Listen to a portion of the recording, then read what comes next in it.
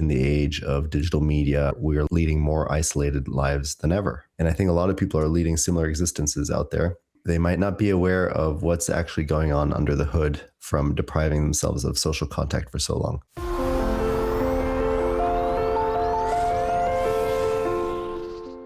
Welcome back, everyone, to another episode of the AWE Digital Wellness Weekly Podcast. I am joined, as always, with my co-host, Christian Dominique. Christian, how are you doing today? Can't concentrate, don't have willpower. My wellness is not in a good state. Well, that's why we're here, to talk a little bit more about social connection today. So the neuroscience of why we need to belong and understanding where does that come from? Why are social bonds so important, especially in the age of digital media where we're leading more isolated lives than ever? And I think a lot of people are leading similar existences out there, working remotely. They might not be aware of what's actually going on under the hood from depriving themselves of social contact for so long.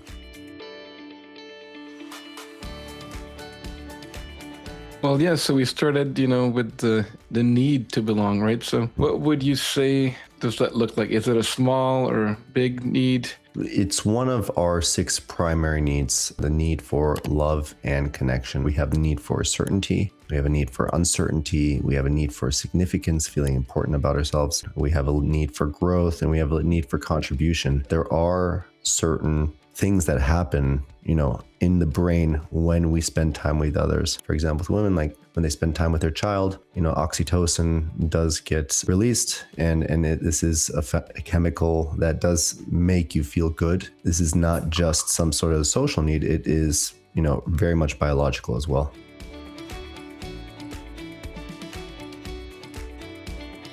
Homo sapiens, they became the most dominant species on the planet because of the ability to form these interpersonal, intertribal bonds with each other. Bonds, Homo sapiens essentially is this ability to engage in abstract belief, whether it's religion, money. There's things that connect us that may not be tangible to us. In ancient times, the Homo sapiens, they had to come together to basically overpower predators or threats, enemies. And there were the Neanderthals, who were much more physically dominant than Homo sapiens, could be the Homo sapien 101. But the Homo sapiens had the ability to form these groups and to communicate with each other in these groups. And that's the reason that they became the most dominant species on the planet. It really is a evolutionary and survival adaptation.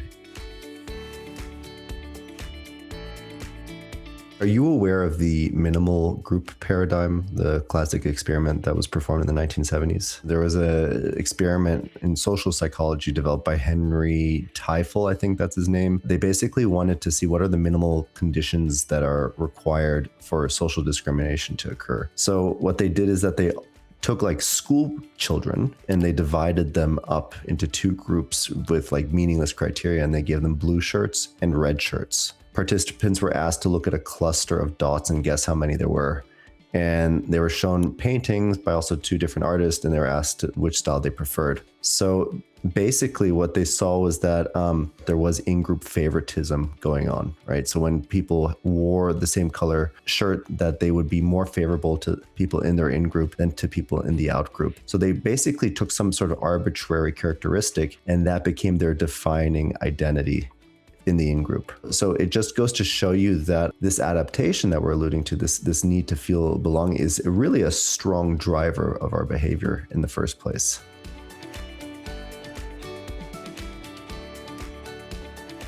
Laughing during conversation, but not in response to digital media, is associated with less loneliness, social isolation, and withdrawal, right? So me and you laughing is great. This is a longer conversation. So even though this is social media, you might have known us, heard us, and laughed through the story. And, again, there's a part that says if you're laughing through reading, it's also good. Because, again, longer term. So laughing through reading works. Laughing during conversation like we're doing, even though it's virtual, it is a conversation, is the best. So we're making sure we're mattering, we're not anti-mattering, and that we're laughing and that we're not lonely today, Mark. So good job on our mental wellness IQ. And if you're watching short-term content, that's no good. So that's what this study said. And for those who want to look it up, it's called Laughing During Conversation, but Not in Response to Digital Media, cross-sectional study in German adults. So the data 2023, published in October 2025. Laughter with people is the best. Laughter over Zoom or Google Meet or just a video call is the second best. Then laughing at a book is the third best. And then the worst is probably laughing at social media on your phone alone.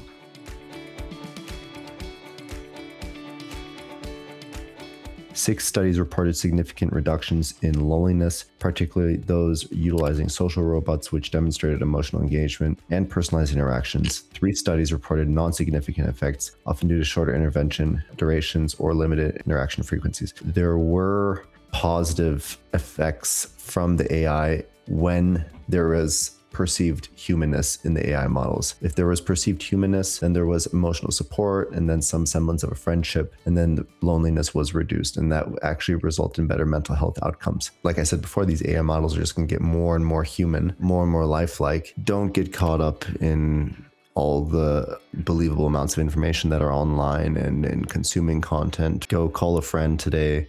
Go call somebody, write somebody that you haven't spoken to in a long time, and just go for a walk and see if you meet some people. On that note, please connect with 1 or 2 people today. Thanks for connecting with us.